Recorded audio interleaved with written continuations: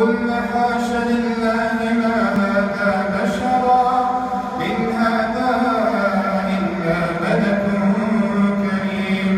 قالت فذلكن الذي لمتنني فيه ولقد راودته عن نفسه فاستعصم ولئن لم يفعل ما آمره ليسجنن وليكونن من الصاغرين.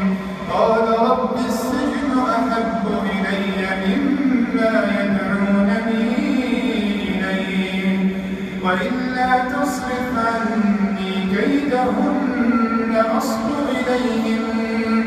أصب إليهن وأكن من الجاهلين. فاستجاب له ربه فصرف عنه كيدهن إنه هو السميع العليم. ثم بدا لهم من بعد ما رأوا الآيات ليسجننه حتى حين. ودخل معه السجن فتيان قال